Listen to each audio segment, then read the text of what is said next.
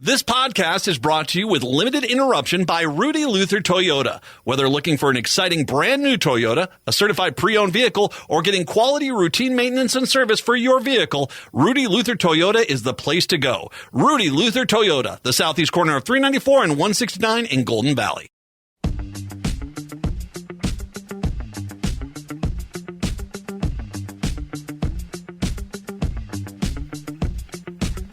Broadcasting live on AM 950, the Progressive Voice of Minnesota, in the evenings on WCPT 820 Chicago's Progressive Talk, and in the nighttime hours, 1150 AM KKNW in Seattle. It's the Matt McNeil Show on your Thursday, Friday morning for you, Seattle. Good to have you with us. 952-946-6205, 952-946-6205. Matt Patrick here. Guest-free in the 3 o'clock hour, but 4 o'clock hour locally here in the Twin Cities. The best damn Secretary of State in the nation, Steve Simon, is going to join us, talk about the upcoming election and all the information that you need to know. Patrick, how are you today?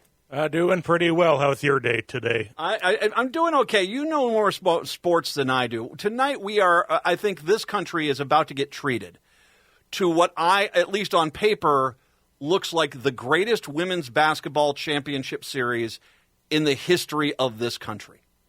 The Liberty versus the Minnesota Lynx, New York Liberty versus the Minnesota Lynx, is the championship we all dream of having at some point. And it finally looks like we are about to get something. This is going to be sensational. If it's half as good as it looks like on paper, it's going to be great. Absolutely. The two best teams in the WNBA all year long were these two teams. And it's not often you get the best two teams. A lot of times you get the hottest team at any given time in the postseason. But this time we do get the two best teams for the championship. And make an argument the two hottest teams in the playoffs were these two teams as well. The best teams and the hottest teams. And it is going to be good. And I mean, so a long time ago, I was working at a radio station in Ames, Iowa. It was with the Iowa State Cyclone Radio Network. And I used to go out and do some stuff on the floor for the women's basketball games. And so I got to sit there on press row and watch the games. And I really fell in love with women's basketball because it seemed like the focus on the fundamentals was much more there as opposed to, 9 steps in the paint and slam. And it was much more, the men's game is much more about sensationalism. This was old school quality basketball. And I got to watch a lot of games really close up. First of all, they're all tall. Even the short ones are like towering over me. Yeah, I mean, it is, wow. But to be able to sit there on press row right on the side of the court and watch the whole game, it was pretty entertaining. And, I really became a fan of it. It's, of course, the WNBA has gotten a lot of visibility with the addition of Caitlin Clark, who came in from Iowa, who was a bit of a sensation, especially now that we've opened up the sponsorship rules for college players. She was, everything that, corporate, America that wants to market to kids was. And it brought into heightened awareness to the WNBA, which is pretty good. I will say this. Every once in a while, have you ever run into that guy, the sports guy, who's like a fan of a high school football team and says, "Our team is so good, we could beat a college team"? No, you couldn't. No, you couldn't. At best, most teams have maybe 10 college football players on a team, maybe 15, maybe. But I got news. The entire college football team you're about to take on, the entire team is college-level football players. That's a new one for high school teams. I hear that about could the best college team beat the worst pro team, and that's just as much if you did that, if you did this high school team versus a college team, and you'd be run out of there by 100 points. It would be disgusting, and you would be like, "Oh, that was kind of stupid. I don't know why we did this." Yeah, exactly. I bring this up because I don't know why I've triggered Iowa fan. Iowa fan is the most delicate little flower I have ever seen in my life. They are, the University of Iowa sports fan is like, "You need to give us respect." Oh, please, come on. I've been to your town. Anyway, I guess that goes the affiliate in Iowa City.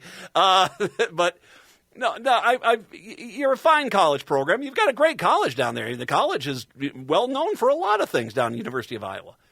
But you guys have these grudges on your shoulders.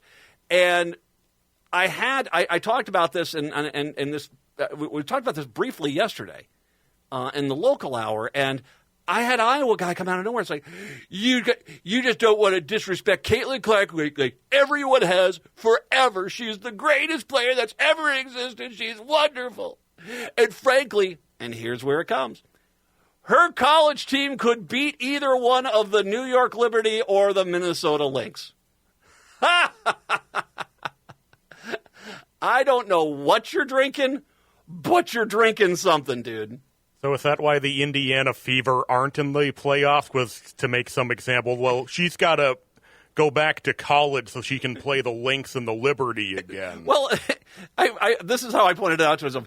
All right, you're saying that Caitlin Clark, who is currently on a WNBA team with a lot of other WNBA players, and they couldn't beat the Liberty or the Lynx, they couldn't do it. You're saying that you're going to downgrade that team dramatically by getting college players, many of them who will never play in the WNBA, and somehow they're going to hang? Oh, I would love to see that exhibition. And then, by the way, considering how much snark the head coach Reeves got from the Minnesota Lynx for the Olympic team by having Caitlin Clark not there because she just chose not to be there, and so they went with the rules, and everyone's like, you should make an exception. Well, she didn't. And I don't think it was her call anyway. I think it was the Olympic Committee, and they didn't. Considering how much grief she got from the Caitlin Clark fans, I would love to see the reunited Iowa Hawkeyes with Caitlin Clark take on the Minnesota Lynx. And my guess would be it would be a 100-point game. It would be 100. Caitlin Clark would shed her skin and become a laser beam player. I mean, oh my God, I don't know what's wrong with you people. To a point, it's kind of like MAGA. I mean, and if you know these sports teams that have these like really obnoxious fans, Green Bay Packers, if you know these sports teams that have these fans, that's where the delusion used to be in our team was being held every play. The refs are against us. It was the worst officiated game ever. Anytime they lose and anytime they win, it was a sign from God. Like, oh my God, really, please. It's a sporting event, you fools. Have something, round out your life with something other than beer and football, for goodness sakes. Well, and cheese. And Wisconsin cheese, I'm not going to deny. That's a delicious thing. But that being said, get off your delusion meter. And if you just want to watch something that's going to be fun, watch the WNBA Finals because it starts tonight. Liberty hosts the Minnesota Lynx, Game 1. And if it's anything like it looks like it's going to be, this is going to be the best women's basketball championship we'll ever have seen in this country.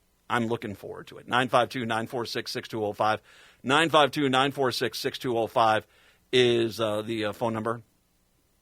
I want to last night, I don't know if you caught any of the footage of Milton. Terrifying. Nothing scares me more than nature. Watching nature just say, okay, fine, you want to flex on me, I'll flex on you. And basically do what it can do when it wants to do it is terrifying. And there is this, I think one of the things which was kind of a mistake was because Milton tracked a little further south than the Tampa Bay area. The Tampa Bay, because it was ended up being on the north side, the water in the bay kind of shot back out in the ocean because the wind was pushing it out of the bay. God help them if it would have tracked north and it would have put the water in. But needless to say, just south of there is Sarasota, Fort Myers, Vero Beach, all these towns that are just south of Tampa on a very populated Gulf Coast, and they all got rocked. And it is terrifying to watch nature do what it does. And with it's the Terminator. It has no emotions, has no feelings. It just does what it's designed to do. And it was horrible. It was horrible. And there are a lot of agencies out there that are not only working on Milton, but Helene as well. If you can make a donation, if you've already made a donation, good for you. If you can make a donation, please do. And helped out if you can, because these people need it. I know the federal government has been in touch with the Florida authorities to help them out. And let's just hope we don't, in another 2 weeks, have another hurricane we have to deal with. I hope and pray we don't. But back to something I've talked about after the first hurricane, and that was Trump and right-wing rhetoric is actually starting a major rift within the Republican Party in areas that has been affected by these hurricanes. Back-to-back devastation from two massive hurricanes have caused a rift between Republicans in affected areas over whether or not to back Donald Trump's lies on aid and property seizure, according to a report. The Washington Post stated on Thursday that Republicans in storm-battered states appear torn between the need to curb conspiracy theories and fear of drawing a rebuke from Trump just weeks before the election. It said two clear camps have formed, one populated by Republicans dismissing the claims, the other with party members parroting them. Trump has spent the last few weeks telling his followers that President Joe Biden ignored phone calls from Governor Brian Kemp. He claimed Biden and Vice President Harris are getting universally negative reviews for their efforts to help Americans, and Harris has spent all the FEMA disaster money on services for undocumented immigrants. All those are lies. All of those are lies. He has also falsely claimed that the federal government is giving only $750 to people who lost their homes, that no helicopters were available for rescues.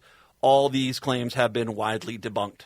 And by the way, that $750 was the first check, the first grant that was given to you, immediate emergency relief so you can get food, water, whatever you need. And then the rest of the aid will come on in. If you don't understand how it works, don't act like it is. But, once again, there are people out there that want to just push these narratives, and so they run with them. Trump allies like Marjorie Taylor Greene are alleging Democrats are controlling the weather. And Alex Jones said the hurricane was controlled by the government. The Post has said lawmakers and officials are now in an awkward position in which they might need to counter the rumors, but without wanting to directly criticize the party's presidential nominee. North Carolina State Senator Kevin Corbin, a Republican, lambasted the disinformation and calling it a conspiracy theory junk. Republican Mayor Glenn Jacobs of Knox County, Tennessee, said his followers asked his followers to quit spreading these rumors. An unnamed Republican scoffed when speaking to Axios about Green. She thinks we have no impact on the climate, but somehow control the weather, the Republican said. Mike Johnson, the House Speaker, whose state hasn't been hit, is among those backing Trump, saying is expressing his frustration at the lack of resources being provided here. The problem is the resources are being provided. You are falsely making an assumption just to criticize. And I want to make sure we're doing this. All these Christian Republicans, they're doing this at the expense of people whose lives have been upended by a natural disaster. They have no soul, they have no conscience, they have no morality, they just have hate in their hearts. But you see, for the Republicans on the ground, these lies are indeed what they are, lies, and they cannot allow them to stand, this is interesting to see this fight form. It's the Matt McNeil Show.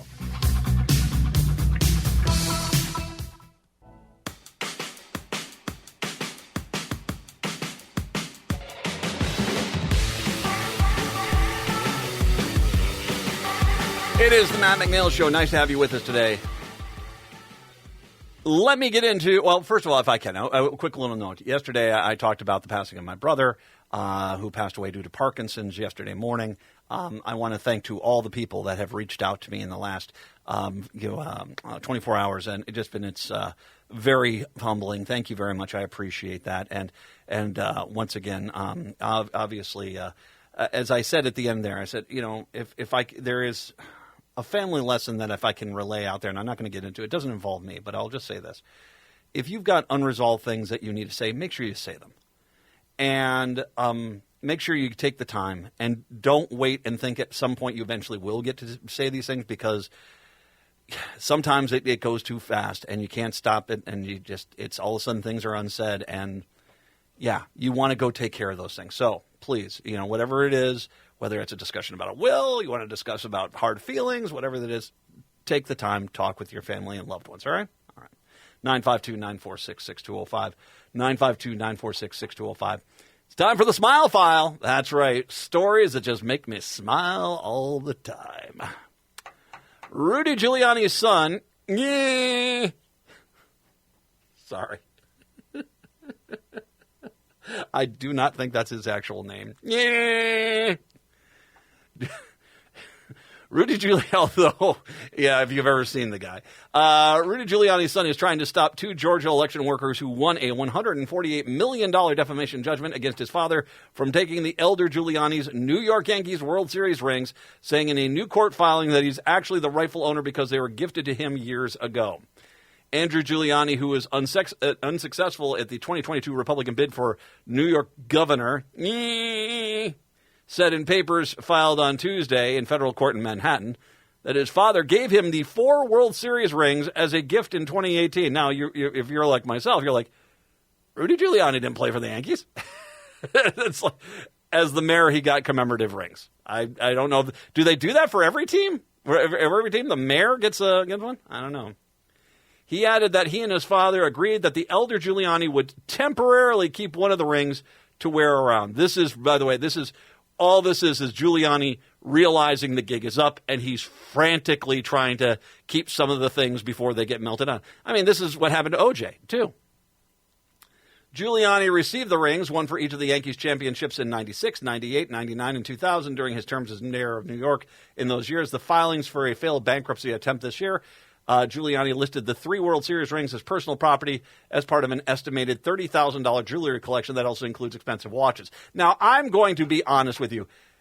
Even though it is Rudy Giuliani's New York Yankees ring, and it's not actually a player or a manager or a owner's ring, if he's got 3 World Series rings from the Yankees, I can't believe his jewelry total is $30K. I got to believe each one of those rings by themselves is probably $20K.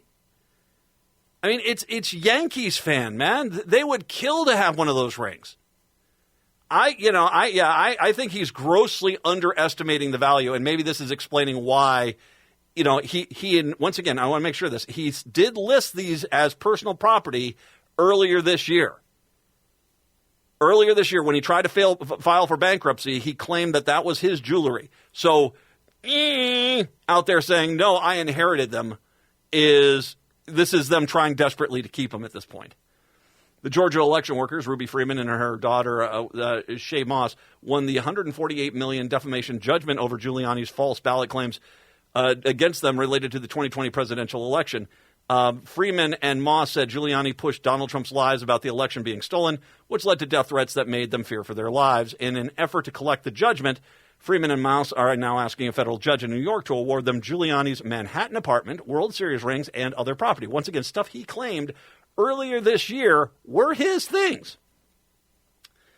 Andrew Giuliani, new court filings asked if he'd be allowed to intervene in that case to make a claim on the rings, and a judge approved the request on Wednesday.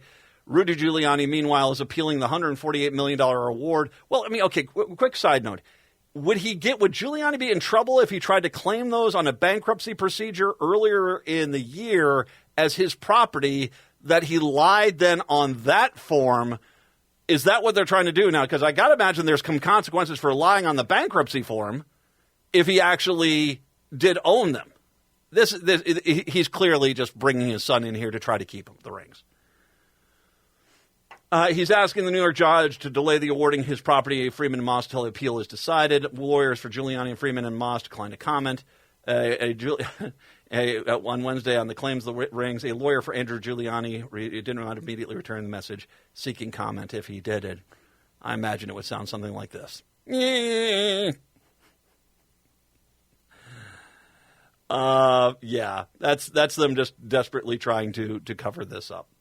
Also in the Smile file, so Kamala Harris has been going on podcasts now, and she's getting rave reviews on this stuff, and she's doing a nice little media tour that's out there.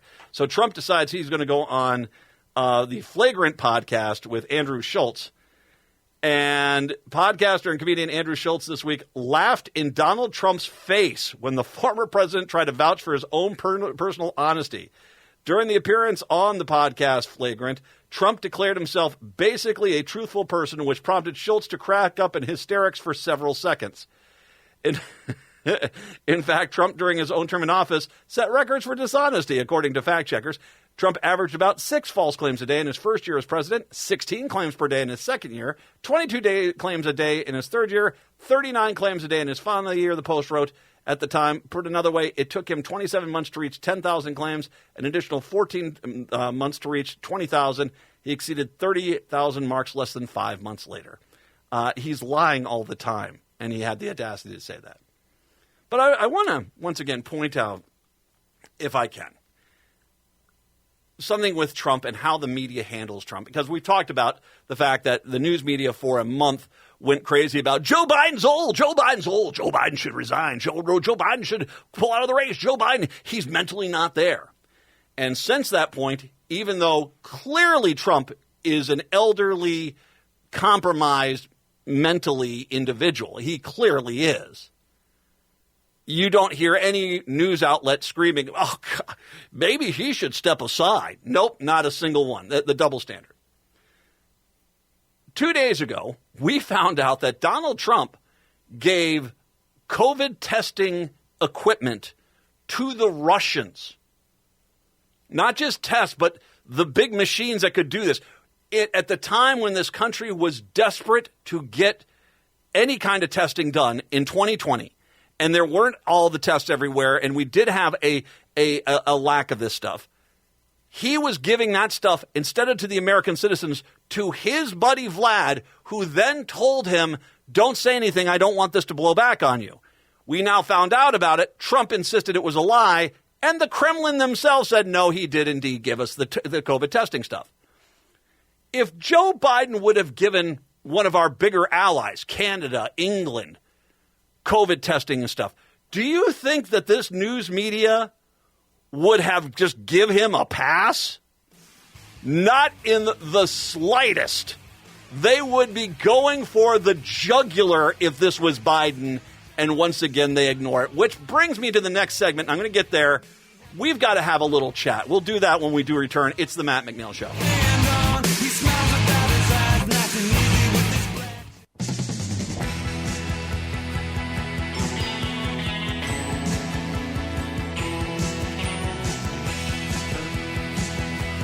Broadcasting in the evenings on WCPT 820 Chicago's Progressive Talk in the nighttime hours at 11:50 a.m. KKNW in Seattle, and of course live in Minneapolis, St. Paul on AM 950, the Progressive Voice of Minnesota. It's the Matt McNeil Show on your Thursday. Good to have you here. 952-946-6205. So I want to step back. We have to look at where we're at. We're basically less than a month away from the election. And right now, and I want to say this with all intent and with all truthfulness, right now it's looking pretty positive for Kamala Harris. It really is. And I'm about to go through a lot of stuff here. It is. But yet, in the next 2 weeks, you are about to get inundated with 3 entities which are going to try to convince you otherwise that this is not true. Number 1, fake polls. I'll get to that in a second. 2, a broken news media. I know, broken record on that one. I'll get to that in a second. And 3, Democrats who are so desperate to be perceived as smarter than everyone else, they'll work to sabotage democracy itself as long as they can say at the end, I told you so. You should have done what I said. And I'm dead serious. One of the biggest threats to us winning right now is smug, jackassian Democrats who basically, you're not doing everything I want you to do the exact same way I want you to do it. I'm just going to say you're going to lose and everyone should be scared. Just so at the end of the day, they can pat themselves on the back and say, you should have done what I said. I'll get to them eventually, too. Start with fake polls. Right now, there has been a massive dump of polls, which they're not rated polls. You can't tell who commissioned the polls, and they seem to be coming out with outlandish results which don't seem to make a lot of sense unless there are polls there to try to basically skew public perception towards Donald Trump. they are, like I said, these are non-existent polls or polls that we know are biased, but now we're getting flooded with them because the mentality is you've got to convince people that Trump is not losing, that this is a much closer race, that this is going to be neck and neck, or even Democrats might as well stay at home because Trump's going to dominate. I said yesterday, I think one of the reasons why Trump is going to California and New York is because he's trying to solidify that insane idea that he is somehow going to win all 50 states. And so he's trying to give this like, I was going to win California until the Democrats started counting all the votes against me, that sort of thing. Yeah, the reality of it all. There is as well, and if I can, and if I may, let me go through some of the things that when I see a poll that says, Trump is, this is, it's 6 points in a state where every other poll about it has basically Kamala Harris winning by, say, like 2 points or so. Kamala Harris has a massive advantage in campaign offices, especially in toss-up states, in volunteers, especially in toss-up states. She has a money advantage. As a matter of fact, Vice President's campaign operation crossed the $1 billion fundraising threshold in September. Now, they haven't released their official September numbers, but NBC had the story, which has been verified, that their numbers are going to show that they have cleared $1 billion since she entered the race, which is remarkable. 2 months after she took office as the Democratic Party's standard bearer. The figure includes money raised by the campaign committee itself and by campaign-affiliated joint fundraising committees. Also, collect cash for the Democratic National Committee and state parties. The staggering pace suggests Harris has been able to sustain enthusiasm among donors, large and small, as the campaign enters a stretch run before the November 5th election. But it comes amid a historic onslaught of outside spending from super PACs and other groups that has the Harris campaign concerned, particularly about direct mail, which Republicans have opened a steep advantage in recent months on the ground with groups like Elon Musk Super PAC. Now, direct mail, as a person who gets mail, I don't know if that's necessarily the winner you think it is, but I think she's doing a very good job right now. I'm especially impressed with how many ads I am seeing in premium spots. Last night I was talking about on the Weather Channel, they were airing hurricane coverage. There were a ton of Harris ads in there. The football games, the sporting events, the baseball games, there's Harris ads and all that stuff. She is doing a pretty good job there. So a massive money advantage. Early ballot returns show basically a lead for Democrats in almost all states, including states like Florida. And in Pennsylvania, it's a massive advantage right now. The Republicans have a non-existent ground game. They don't have a ground game. I mean, we've talked about this. There's a lot of offices that were opened, a bunch of signs were put in the window, and there doesn't seem to be anyone going into these offices. We talked about the Harvard study that actually did some really good research on Generation Z and the massive advantage that Harris has with Generation Z. When you look at the polling on rated polls, you are seeing a definitive advantage. And once again, take polls with a grain of salt because they still all undercount Democratic votes by 5 to 15 points. We just had a race up in Alaska. It was off. The prediction was off by 15 points. Again, it's a smaller race, but still, it holds with the trend. So the polling, especially on quality-rated polls, still shows Harris with an advantage. You have small Trump crowds that are out there. That as a matter of fact, he was in Pennsylvania last night, and he says we're a full stadium, and the entire back is empty. I mean, good seats are still available. Let's just put it honest. There's just an enthusiasm gap. So there's a lot of things pointing that Trump is stumbling badly.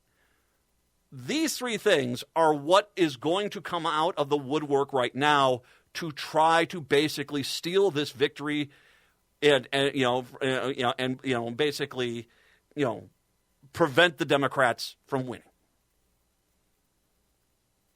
So it was a snag defeat from the jaws of victory. That's that.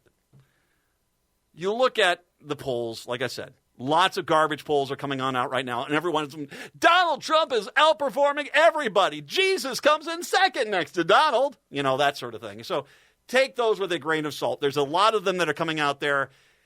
Anyone that has any bit of decency is negating them. The people that I see promoting these, once again, unrated, unaffiliated polls, all right, I'm putting you in the garbage. The news media, I brought up in the last segment how if Joe Biden had given COVID testing materials to an ally, that the news media would be trying to run him out of the country. And yet Donald Trump, they're not. The news media, they have a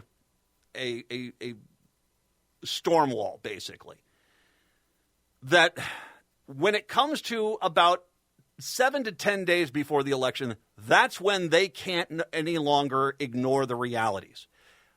At that point, if Harris is ahead, they've got to start reporting it, or else they don't want to go to bed on election night saying, oh, it's a toss-up and Harris wins by 15. They don't want that.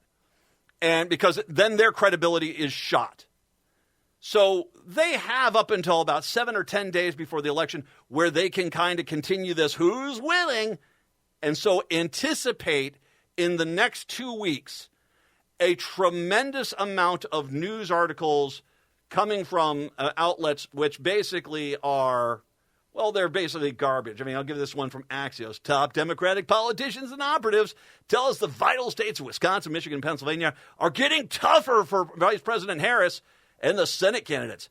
Harris is depending on the blue wall to win, even if she struggles. There's growing worry among Democrats that Harris seems stuck, even sliding a bit. Now, once again, what is their proof? Worry among Democrats, and I'll get to you guys here in a second.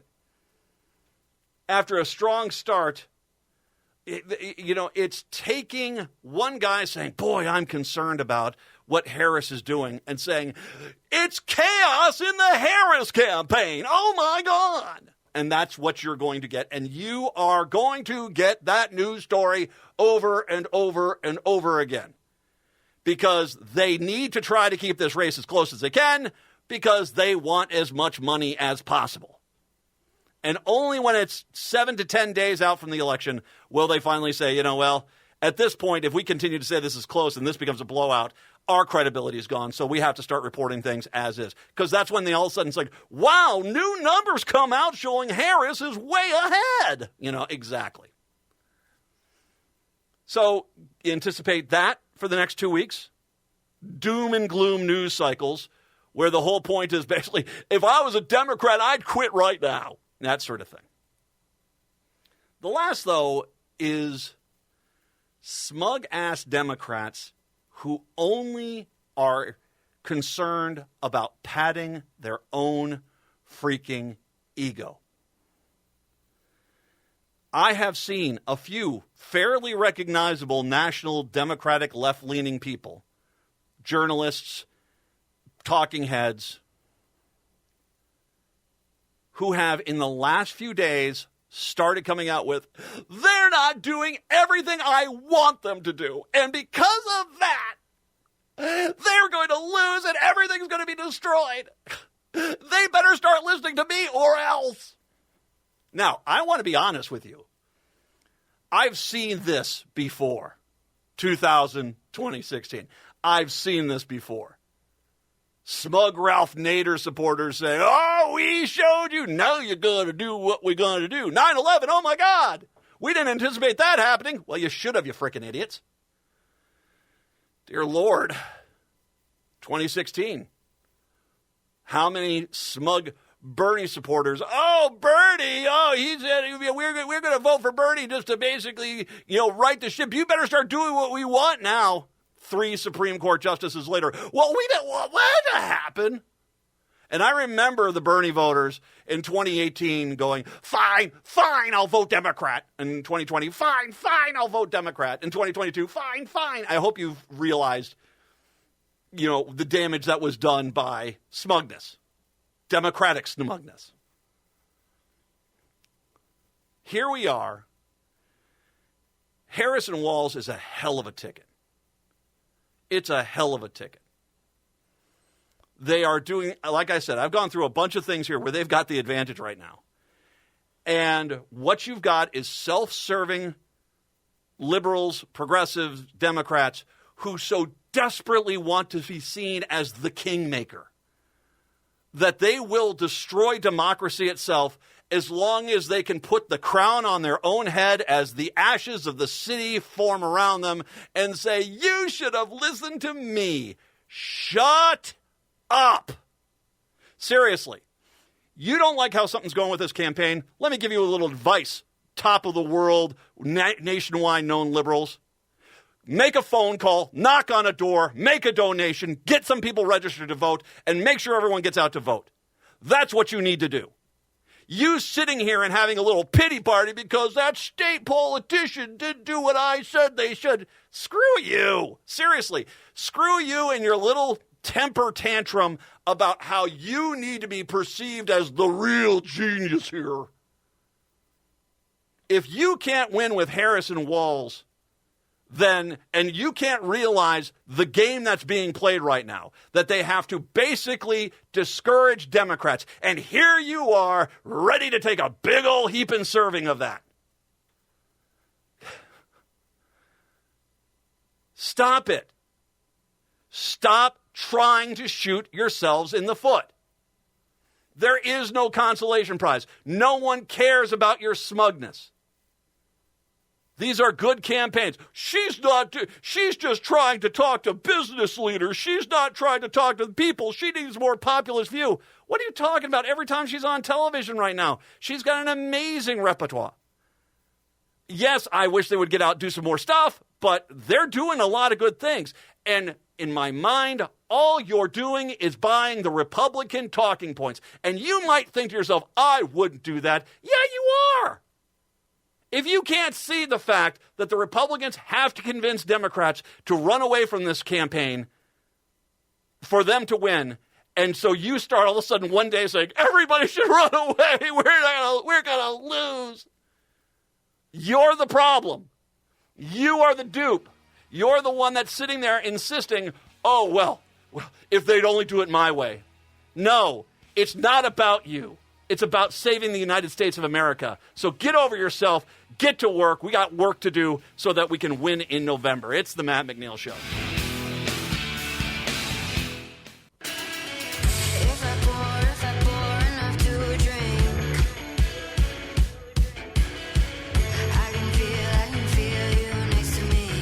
It's the Matt McNeil Show. No, I can't tell you how disappointing it is, because this is a consistent thing that happens. About a month out from the election, all of a sudden, bunch of fake polls come floating on in. Bunch of news stories saying, boy, oh boy, are Democrats getting upset. And then all of a sudden come the sky is falling Democrats running around. Oh my God, they're not doing everything I want them to do exactly. You see, it's the reason why you are being duped is this election should be about them. Should be about Project 2025, should be about abortion, should be about the fact that basically Trump is Satan himself. It should be all those things. And instead, you're sitting there, it's like, one day Kamala Harris said something about something that on one issue in one sentence I disagreed with, and I'm going to stay home this election cycle. And I honestly do think that these doomsayers do want the Harris to lose so that they can sit and, you should have listened to me. No, we shouldn't have. You're not running for president. And it's funny because I thought maybe this election's like we might skip this. And we clearly are not with the Democratic naysayers. Because I thought to myself, okay, here it is. She had to take over in late July. She's ramped up. The DNC was sensational. We've had a really good month. We're now over $1 billion of fundraising. We got massive volunteers, massive campaign office advantages. We've got massive advantages across the board. Almost all the legitimate polls are showing her leading. She is out there, meeting people, doing TV, doing all the stuff that she needs to do. She's talking to too many businesses and not talking about an issue I want her. Why isn't she talking about Bolivian llamas? Bolivian llamas are the most important issue I want. I'm going to stay home. Tired of you guys. Because there is something about Democrats that they just cannot deal with success.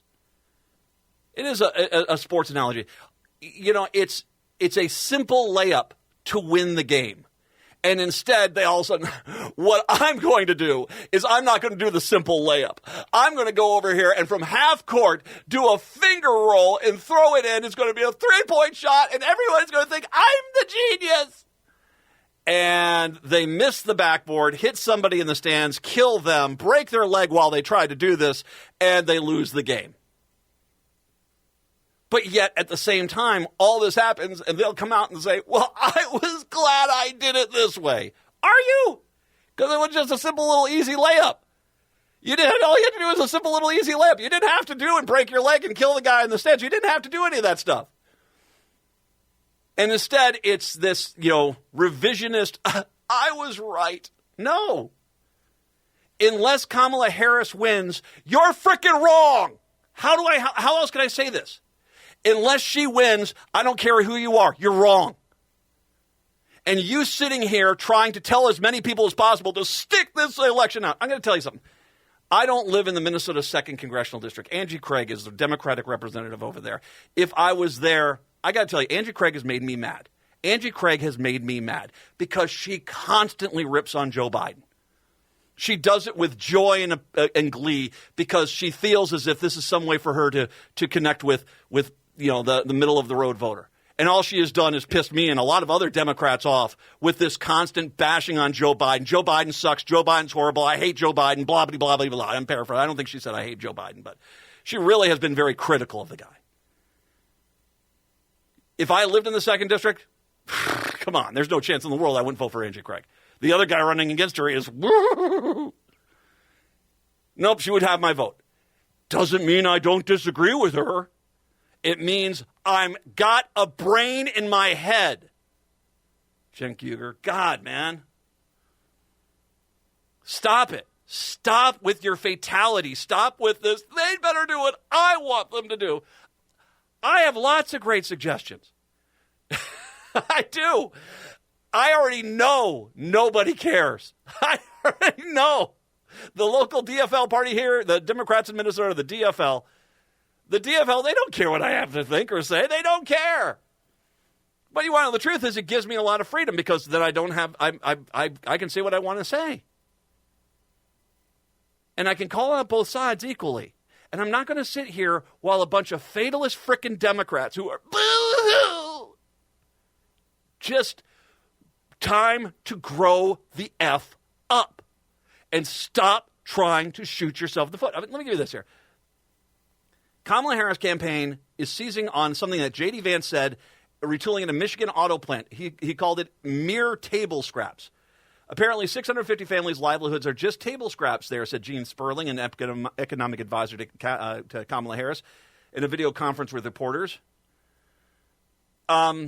This is what he said. What we've said is that Kamala Harris is offering table scraps, $500 million when you have an EV mandate that's going to cost 117,000 auto workers' jobs, Vance said, citing figures from a study by the American First Policy Institute, a think tank staffed by prominent Trump administration alumni, so it's not true. I think that Michigan auto workers deserve more than table scraps from Kamala Harris.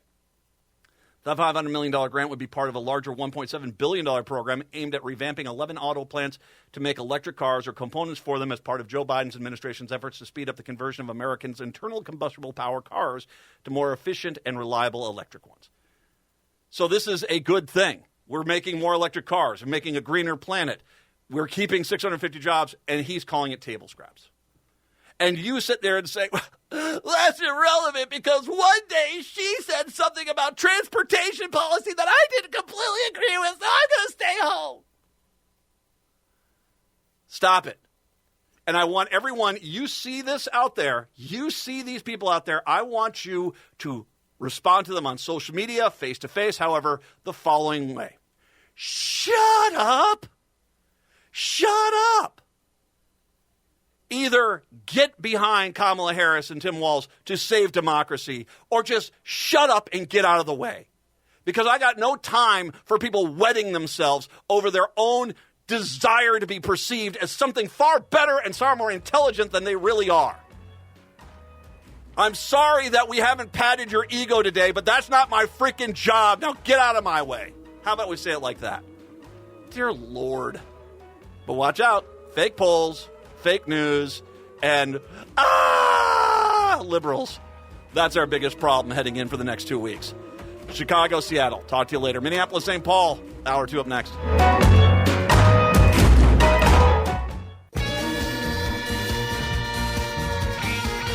Hour number 2 of the show here on your Thursday. Nice to have you with us today. Matt and Patrick here, 952-946-6205, 952-946-6205. My next guest is the best Secretary of State in the entire United States of America. He's Minnesota's. He's Secretary of State Steve Simon, and he's kind enough today to join us to talk about all the things we need to talk about before we get to the election. Mr. Secretary, thank you very much. I appreciate the time. Thanks for having me. I always appreciate it. I always love having you on. How are things going for you? I mean, it's obviously it's been a busy year for you so far. How's the office going? Is it I imagine it's stressful, but things seem to be working pretty well. I'm confident here. We're at day minus 26 today, and I've been saying for a long time that my 2 goals this election cycle, if I could wave a magic wand, my 2 wishes, my 2 goals would be high turnout and low drama. Mm-hmm. 2 things I want, high turnout and low drama. In Minnesota, something about high turnout. 3 out of the last 4 elections, we were number 1 in the country. We're aiming to do that again. We just yesterday released a TV ad as part of our Here We Vote campaign, urging Minnesotans to vote and, of course, get us back to number 1. So we've got good laws in Minnesota, even better, made even better last year by some of the new ones that we got passed in the Minnesota legislature. So high turnout, pretty safe bet. The low drama part, up to a lot of us. Mm-hmm. And when I talk about low drama, by the way, I don't mean low intensity or low energy or low passion. Of course we should have energy and passion around an election like this. That's natural and normal and healthy. We just don't want violence or the threat of political violence. We cannot have that. To make Election Day and its aftermath able, ultimately something that leads to an acceptance of the results if those results aren't what personally might accept the results. So 26 days out, I'm feeling good. There are a lot of moving parts, a lot of partners. Putting on an election is always a team sport. I think we're in a really good spot. Secretary of State Steve Simon is joining us right now. You bring this up, and if I can start with this, one of the things I've seen the Republicans talking a lot of in the state is something called they want to recruit poll challengers. And you and I have talked in the past, when you go to vote, there's no one there that can kind of really, as long as you're registered to vote, you've got everything is set and ready to go. No one can really challenge you and say that person can't vote. I mean, when they use the term poll challengers, I think that's a little incendiary. We have real rules around that. Each party can only designate one person per polling place, not a swarm of people. And once that one challenger per polling place shows up, that person can't speak to a voter. That person can't be within 6 feet of a voter. That person can only issue challenges to a voter based on personal knowledge. That's the exact phrase in the law. It can't be a hunch, a whim, a bad feeling, a bad vibe. It can't be a challenger saying, I just don't like the looks of her. Or that guy was speaking Spanish in the hallway. He can't possibly be a citizen. It's got to be personal knowledge, like, hey, I saw her waving around her French passport. Or I know him from my neighborhood and he's 17, not 18. That's fine. But I feel good about the laws we have in place and the training that we have for the election judges, the poll workers, to spot challengers who are going beyond what the law allows. We've had a good record in Minnesota of pretty tranquil polling places, and a lot of it is because of those really clear laws. Mm-hmm. There has been a little concern about, of course, we do have some new rules out there that basically that people, if undocumented people can get a driver's license, that somehow they're going to be able to vote and stuff like this. Talk a little bit about this misinformation campaign and the guardrails we have in place here to make sure that the integrity of these elections are still in place. Right. So it is true. We have a new law that allows people, regardless of immigration status, to get a driver's license. And we have a new law that says that if a person goes and renews a driver's license, they could be automatically registered. But here is the important piece. The law is crystal clear. The only records of people applying for or getting driver's licenses that are even allowed to be put in the pile to be possibly registered, people who have shown what they call citizenship-affirming documentation. I know that sounds bureaucratic, but it basically means a passport. It means naturalization papers. It means a birth certificate. Now, it is true that earlier this summer we discovered that there were a couple instances of people who had not provided all that information who were set to be added to the voter registration list. That's not to say they were ineligible voters. There are plenty of eligible voters who didn't provide that information, and there were people who conflated the two. They looked at that and they said, aha, these are illegal voters. These are ineligible voters. Not true. And so we, in an abundance of caution, law didn't require us to, but we just decided, just to be safe, to inactivate those few records where that applied. And more to the point, we worked with the Department of Public Safety, they're the ones who run the driver's license stuff, to implement some new procedures, some new policies that we think will ensure that the system will really be airtight going forward. So the law is very clear on that. Unless you provide that citizenship-affirming documentation, you're not going to be even considered or put in the pile to be potentially registered to vote. And it should mention that when you put that fix into place, a lot of Republicans commended you because it did fit. Like I said, sometimes oversight does happen that you need to get in there and reevaluate something you did. You fixed the problem, and a lot of Republicans commended your office for taking care of that. Well, you know, it's no different than anything in life, right? When you find a glitch or a mistake, you can't lose your head about it. You got to go in and try to fix it, and more importantly, try to put in place some system so that you hope it'll never happen again. And so we caught it. We caught it early. Zero, I want to emphasize this, there's no evidence that even one voter in the primary in August this summer who was ineligible voted as a result of automatic voter registration. So we think we've run it to ground, and that's a good thing. And I think overall it's going to be a really good law for Minnesota. There has been, and there still is, this ongoing war about misinformation, that somehow the freedom of speech incurs that you can tell somebody of a wrong polling place, the wrong date to vote, the wrong procedure to get registered to vote, that somehow all of that is protected speech. We did address a little bit of that here in the state of Minnesota, correct? Yeah, right, absolutely. So Minnesota, last year in 2023, among the great new election-related laws and reforms that we have is one that gets at election-related disinformation. Now, it was very carefully crafted. It was crafted to say that if someone knowingly disseminates knowingly false information, so it's knowingly false, the person knows it not to be true, and they disseminate it, and it's done for the purpose of interfering with someone's right to vote, then it's unlawful in the state of Minnesota. There was a legal action to invalidate the law on First Amendment grounds.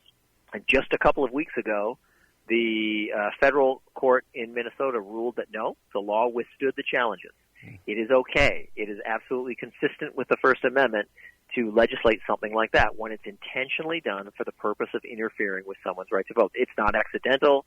It's not someone passing along information that they thought was correct, but it wasn't correct. It's a purposeful attempt to interfere. And, you know, the example that I sometimes give is, you know, this isn't such a new idea for us. Think about commercial speech, you know, in business. You know, we've long had laws in this country going back many, many decades. You can't claim things about your product that aren't true. If a chewing gum company said that their gum cured cancer, absolutely the government can go to court or otherwise prevent them from saying that and impose penalties. That's not a new concept. So, of course, we all vigorously defend First Amendment freedoms, but there isn't a freedom to perpetrate a fraud on someone, and that's what this can be in the wrong hands. We have this election coming up here, and I mean a lot of states do point to Minnesota as a state that does it right with the accessibility and the options that people have on how to vote. Let's remind everyone, we always have you on, we always go through all this because there are multiple ways that a person can vote this upcoming election.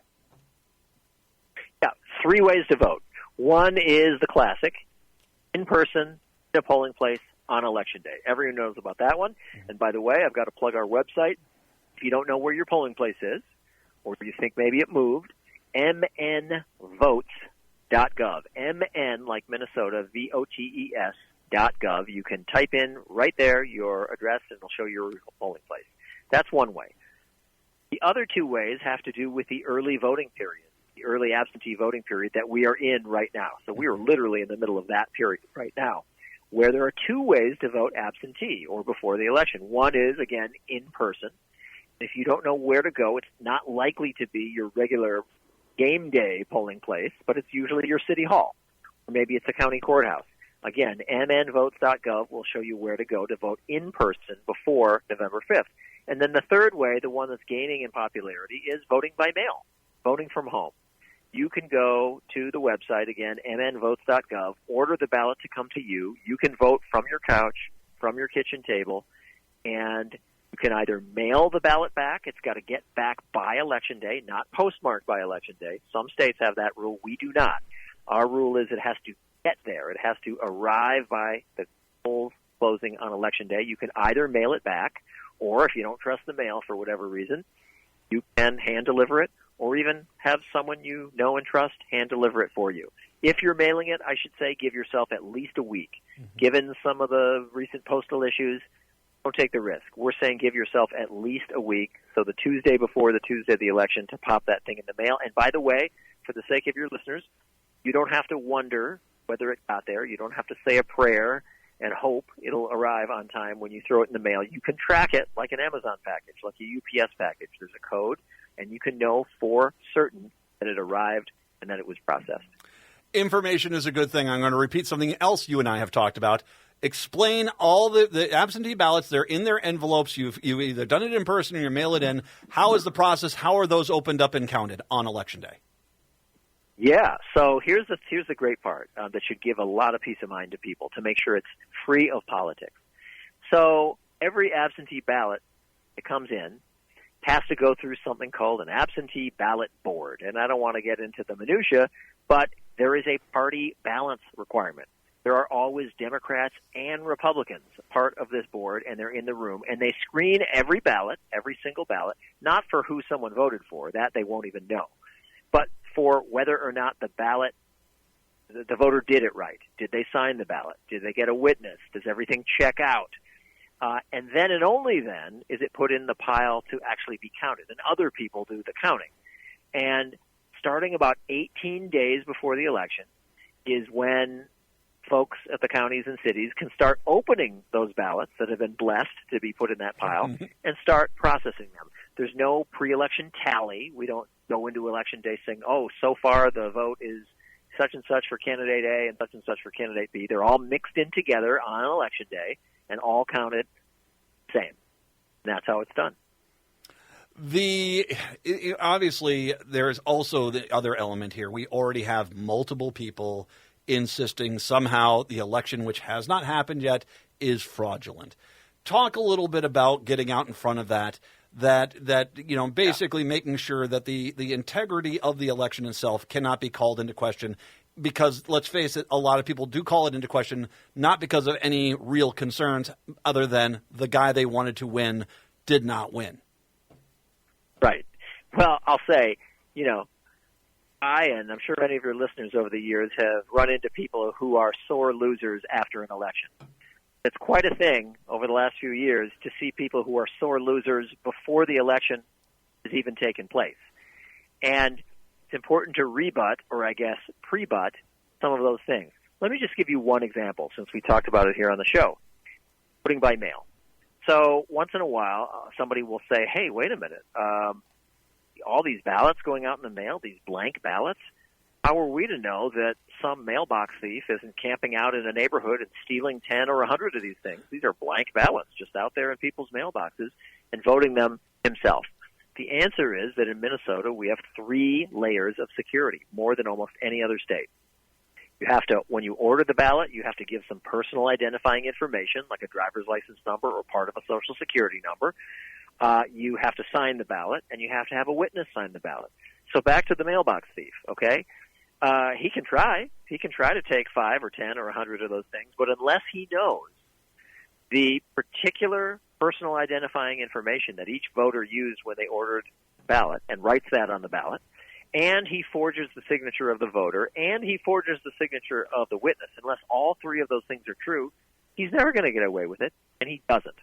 That's probably the reason why in the years that I've had this job, I have not seen one case, not one, of that scenario, because we have the security. It's a secure system. Let me take another example. You brought up earlier in the segment the issue of ineligible folks, maybe non-citizens, and how do we know they're not voting? I direct your listeners to a study done that was released this summer by a professor at the University of St. Thomas Law School right here in the Twin Cities. He looked at 9 years' worth of ballots and records in Minnesota, 9 years' worth, from 2015 through the present, 2024.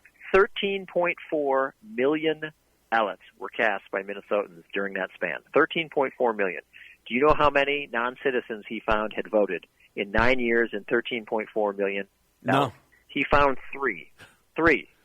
Now, that's three too many.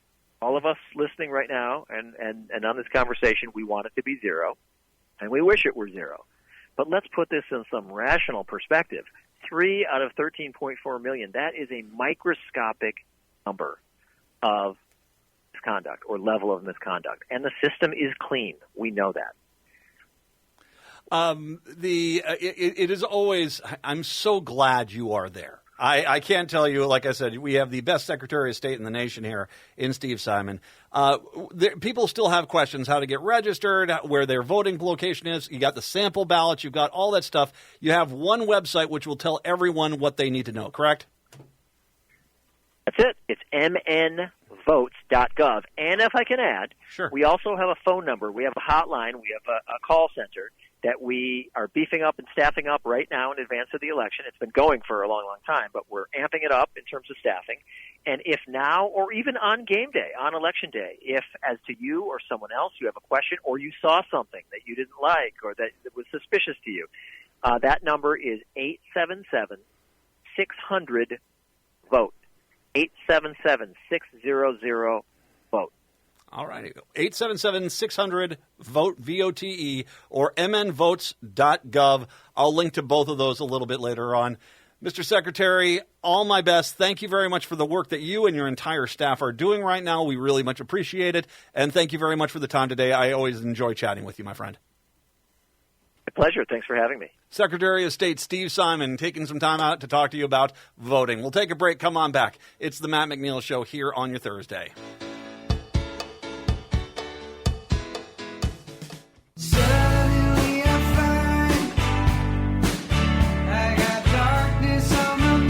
AM 950, the progressive voice of Minnesota, the Matt McNeil Show. Thank you very much to Secretary of State Steve Simon for joining us. 1-877-600-VOTE and mnvotes.gov. That's where you need to go get all your information. And it is kind of sad we have a world where we have people who say, no, I have a right to tell people the wrong information about voting. I mean, that's just sad. It is just sad. Huge news today. I mean, it's rare that you get kind of the comeback. I think a lot of people after the Twins season ended as horribly as it did made the comment that it really wasn't so much, Rocco, although Rocco made some bad choices.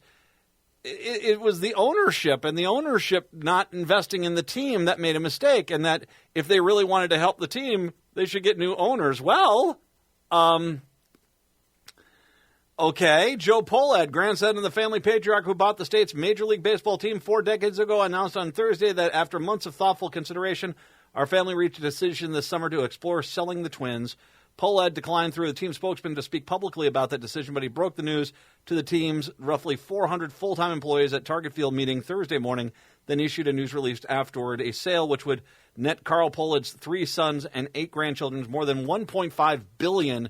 Typically takes about 6 months from identifying potential buyers to negotiating the terms to receiving approval from Major League Baseball's over other 29 owners.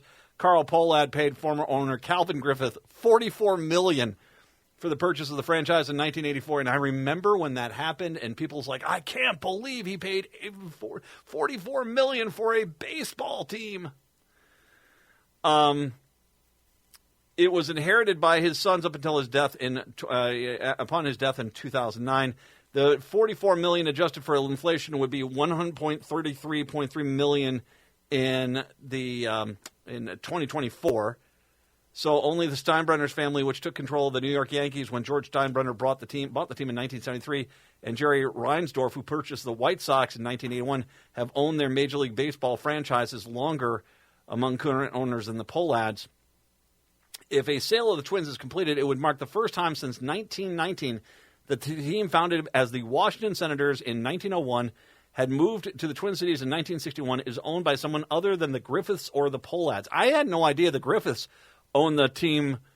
It must have been Cal Griffith's dad or maybe his grandfather had the team in 1919 back then. But yeah, it's not a team that's changed hands too much. And the way that these things, I think ownership in NFL teams changes a lot more and other teams, but there seems to be a kind of a steadiness, at least it seems to be, a little bit more of a steadiness in regards to ownership rules when it comes to the team. Anyway, this is fairly major news.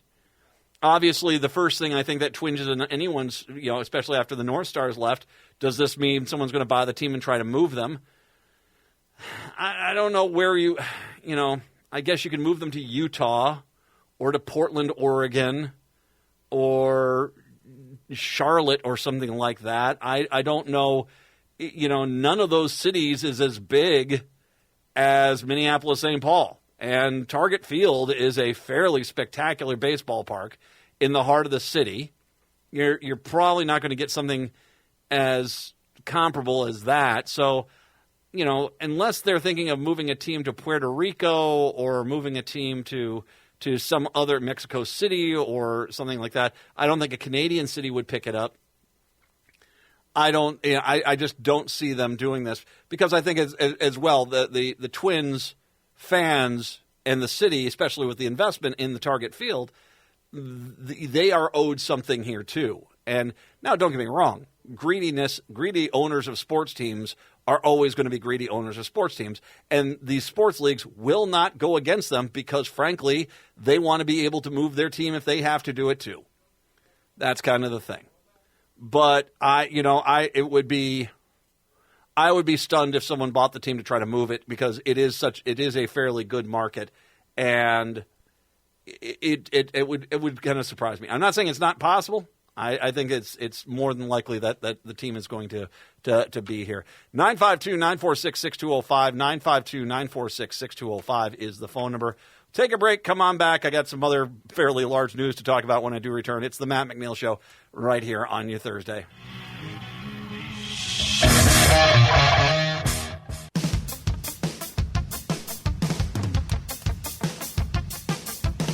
AM 950, the progressive voice of Minnesota, the Matt McNeil Show. So it is pretty spectacular how bad these Republican candidates are. As a matter of fact, I'm going to have to write a blog piece on how many bad Republican candidates there are this cycle. And don't get me wrong, there have been one or two Democratic ones, like that one weirdo that was out in Mary Franson's district. Weirdo. He should have never – how he ever got the DFL nomination, I don't know.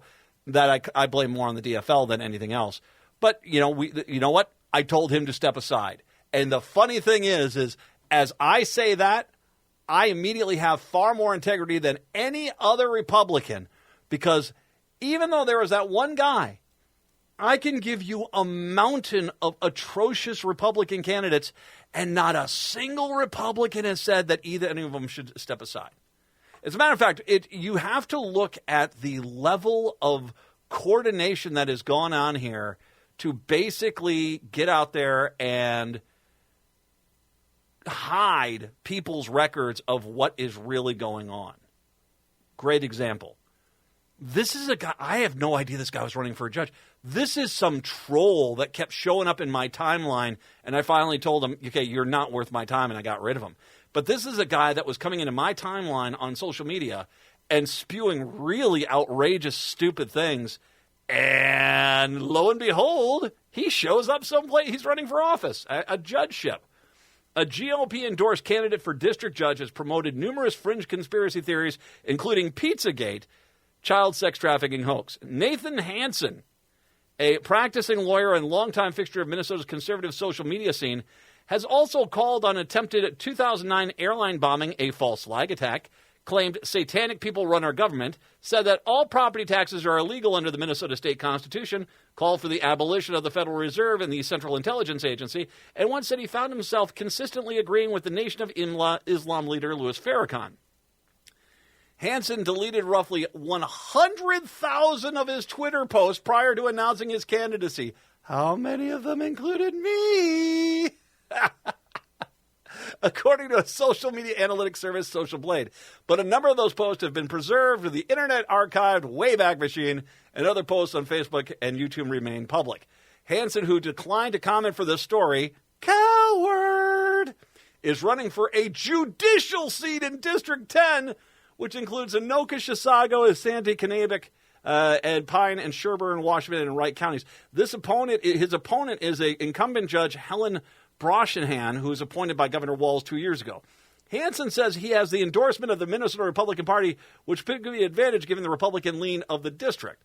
His candidacy underscores the emerging influence of conspiracy theories in American politics, which have ebbed and flowed since the country's founding, but are resurgent in the social media age when everything can be published. Now, I want to remind you of two things here. One,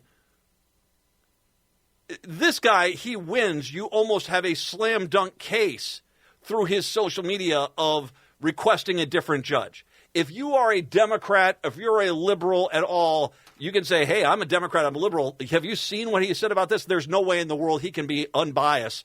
He is proudly Republican. I want a different judge. And you're pretty much going to get there. Plus, I pretty much think if this guy was to win, every ruling he had would be overturned almost immediately. Absolutely.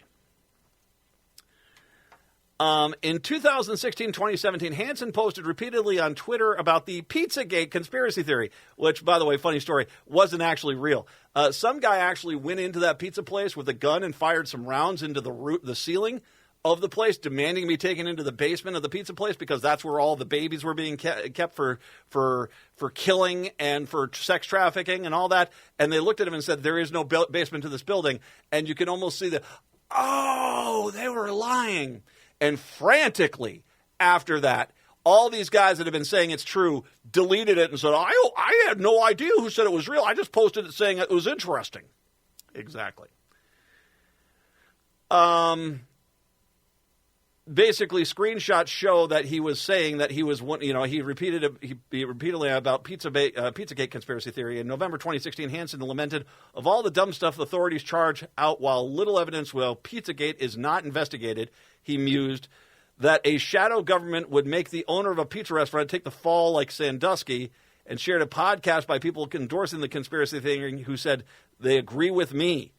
Hansen continued posting about the conspiracy theory even after a gunman entered the restaurant in early December, opened fire in an effort to self-investigate it. After that incident brought widespread media attention, Hansen tweeted that the Wurlitzer rose as one today to try to crush Pizzagate. People must be scared. The Wurlitzer is a reference to supposed CIA propaganda efforts. He dismissed the subsequent New York Times investigation of the theory origins as a few strawmen and suggested senior advisor Hillary Clinton was a pedophile. And by the way, once again, their entire argument was the basement of this pizza place was this happening, and there was no basement to this pizza place. And I'm sure this nutbag who wants to be a judge probably said something at some point about, well, they filled it in. They changed the outlook. There was a basement. Now it's super secret. I'm sure he probably said something of that nature. But here you are.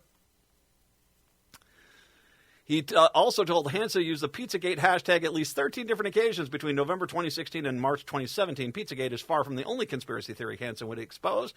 Years ago on Facebook, he frequently offered fringe opinions on politics and world events. In 2009, he called attempted underwear bomber attack on Northwest Airline Flight 253 a false flag, suggesting it was orchestrated by the U.S. government and saying Black Ops has been caught red-handed on this one.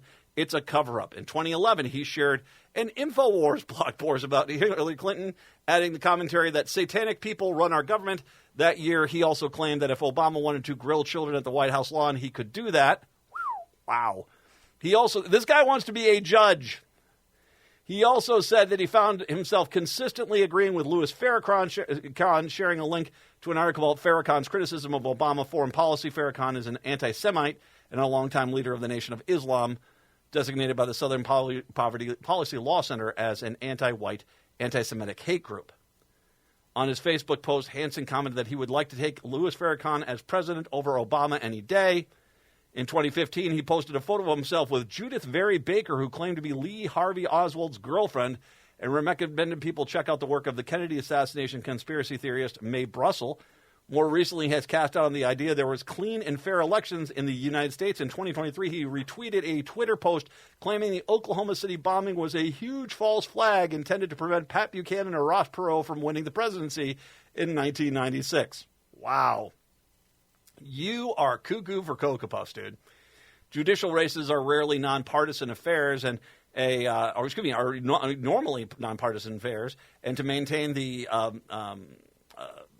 appearance of neutrality, candidates rarely seek the endorsement of political parties. Hansen, by contrast, has embraced the Republican Party's support, appearing at local party events, obtaining endorsements from Republican state lawmakers that could be an advantage in his district that has recently leaned conservative in state and federal elections. He has long been professionally active in conservative causes. He represented the Lind restaurant owner who fought unsuccessfully against COVID restrictions, as well as the owner of a conservative Twitter account who sued a right-wing think tank, also unsuccessfully, for embedding the account tweets. So is that Minneapolis Crime Watch? I think that is. I think it might have been that. I don't know. Hansen has personally advocated for conservative causes as well. In 2021, video posted to YouTube bearing his name shows Hansen berating members of the Matamidi School Board over mask requirements, claiming they were violating a law that supposedly prohibits public masking. He cited, among other things, the 1947 Nuremberg Code prohibiting scientific experimentation on people without their knowledge. Okay. The same account also posted a recording in 2021 phone call Hansen made to the Washington County Sheriff's Department, arguing that people wearing masks are committing a crime and asking for them to be issued a citation and made to plead their case before the judge. Hansen, who had unusually partisan social media history before, most of it was deleted. His Twitter feed was often a mashup of retweets and far-right influences, harsh criticism of DFL lawmakers and various conspiracy theories, as noted above. In 2023, he shared a video of a transgender woman testifying in favor of Minnesota's trans refugee bill, saying it should be used to support civil commitment for a mental hospital for this poor man. He also mocked transgender female lawmaker Lee Finke as gross. Most recently, Hansen denigrated DFL lawmakers as Bolsheviks.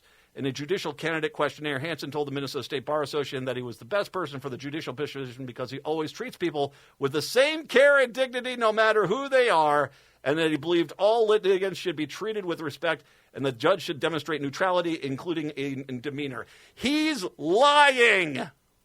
Seriously, you cannot trust this guy. There's no way he says the things that he has said, and it's like, no, all of a sudden, no, I'm a neutral party, dude. The problem with guys like this, and as he said it, and they talked about this at the beginning of I talked about this at the beginning of the interview, or the story here from the Minnesota Reformer. He has said, what was it? That all property taxes are illegal under the Minnesota State Constitution. This is a person who doesn't care about the laws. He wants to write the laws himself. He's like that judge down in, is it Texas or Oklahoma, that the Republicans keep bringing lawsuits to try to get them to the Supreme Court because they know, like the Mifflin-Pristone ruling, that he will just basically take the conservative point of view and run with it regardless of what the facts are. This is what this it clearly seems like this is who this guy is. I mean, once again, he clearly has posed that he does not care about transgender rights. So, how he is going to be neutral, I don't know. And I also think this, it clearly is a case where you will have the ability to request a different judge anytime you get involved with him, because you can say, dude, this guy's got a litany of long posts where he has personal opinions which go against these laws, and basically, have him kind of hubba. I would say this, you probably want to vote for the incumbent in this race. And we talked last week about the judge races. You need to find out who's on your judge races, because there's a lot of them where there isn't a social media history. And I want you to think about that right now. That in this day and age where we live right now, I'm 55 years old. I've got social media. Most of the people I know who are older than me have social media. All of a sudden, you find yourself, there's a judge candidate on a ballot, and he doesn't have any information about who he is. You can't find a Facebook page. You can't find a Twitter page. You can't find a Threads page. You can't find a website. You don't find anything about it. Maybe one or two mentions in a story here or there, but nothing of any kind of value. I think it's a huge red flag that you might have somebody who's trying to hide who they are. That is the entire Republican narrative. They basically have to convince you that they're not going to be these extremists, which they clearly are trying to be. They want to be the extremists. This guy, I want to make sure I understand. I'm stunned this guy's a lawyer. He sounded like a complete moron when I was talking with him on the internet. I'm talking dumb as a brick. I couldn't believe how stupid this man seemed. He seemed so dang stupid, it's hard to think that he could breathe and walk at the same time. I mean, an amazingly large moron. I mean, stunning. But I thought he was just an internet troll. He's a lawyer? Well, the more you know, rainbow emoji. Although I imagine you disagree with the rainbow emoji. I'm presuming that he does. I'm just gonna yeah. Like I said, if this guy wins, it's going to be chaos because how do you think that you're going to be able to try anything and not have it immediately thrown out?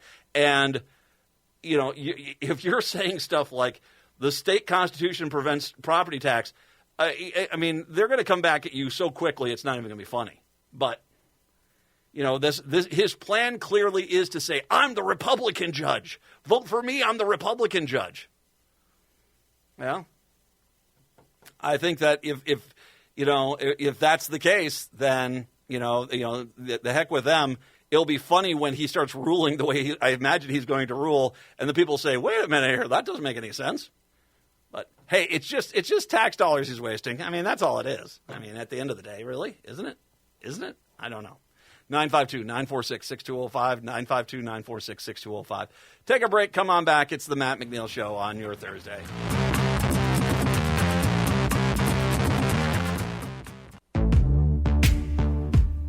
It's amazing to me that anyone, after the guy went and shot up the pizza place in Maryland, still thought Pizzagate was a real thing.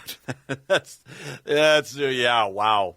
952-946-6205, 952-946-6205. I'm not going to have enough time to get through this story, but I'm going to post it. I should read through this. This is like a John Grisham novel. This is like The Firm, man. A principal architect at one of the top firms in Minnesota alleges that in a lawsuit that he discovered the company was diverting millions of dollars to a secret bank account and that he was fired after he repeatedly brought his discovery to senior leadership. The lawsuit filed by Todd Novak, lays out the quickly deteriorating relationship of what was a promising career with the Minneapolis-based RSP Architects. He was hired Novak in 2019. The suit accuses RSP of retaliation in violation of the Minnesota Whistleblower Act and seeks unspecified compensation. Emma Denny, the attorney representing Novak, said she had no comment on the pending litigation. Novak first became concerned about the finances of the company in August 2023 when RSP hired Dean Gratz as its new financial controller. Gratz had been the third person in the role at RSP in 2 years. 1 month later, Novak announced he was planning to step down as CEO in 2024. Novak, along with the several other internal and external candidates, applied for the job. Once a month, Novak was attending financial meetings with RSP leadership, including Norback. Budget reports and financial statements were provided for review. Since Novak was applying for the CEO position, he began intensely studying the financial documents and discovered there was between $2 million and $6 million unaccounted for between the summary of overhead spreadsheets and the individual summary breakdown sheets. The amount of missing money was growing exponentially month after month. Aha! Novak began raising his concerns at the monthly financial meetings. Gratz, the new financial controller, began looking into the matter and 3 months later told Novak that he learned money was being missing from the statements. The statements came from multiple sources and that certain corporate bank accounts were secretly held and only accessible by Norback and former RSP financial controller Pat Parrish. The missing funds mattered for several reasons, including that RSP ran an employee stock ownership plan that was funded based on the company profits. Novak continued to notify several top executives and principal architects at the firm about his concerns over the missing money. In February, he began working with Michael Carter, RSP's Director of Business Development for federal government. Carter told Novak he was having a difficult time certifying RSP's financing for government contracts and that he and other executives had refused to sign off on the financial statements. At the RSP financial meeting in February, things came to a head. Novak brought up the discrepancy again and asked Gratz to explain it. Gratz directed the question to Cherry Welch, the company's former financial controller, who'd been helping Gratz get acclimated to the job. Welch then directed the question to Norback, who became visibly heated and snapped back at Novak that it's discretionary. $2 to $6 million.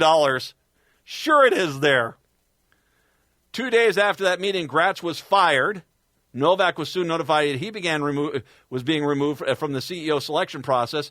He continued to raise his concerns about the company finances and lack of confidence in the company's board members and executive committee. In March, Novak was invited to a Zoom meeting where he was informed by Norback and the 5 board members had decided that due to the state of the economy and the softening marketplace for architecture, he was being let go. Novak argued that he'd been bringing in new contracts and that his studio was one of the busiest at the company, including signing a $2.1 million proposal for a 13-story project in Rochester the day before. Norback responded saying, "We've lost confidence in your ability to lead.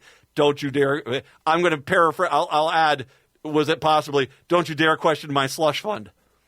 Novak's direct supervisor, Steve Fausch, was in the meeting. Novak asked him why he was being fired, if he'd ever received any negative feedback about his performance.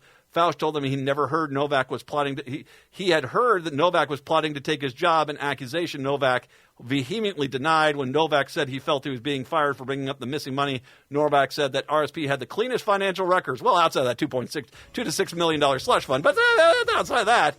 He sent a company-wide email later the day announcing the company had fired Novak. In the following weeks, Novak would be given conditionary information about his firing. Needless to say, there's more on this. This is like a Grisham novel. And yeah, hey, dude, what was all that money for? It'd be interesting to have you guys explain what that was for. Anytime. Native Roots Radio is up next. We are back tomorrow. Have a good one. Till then, see ya.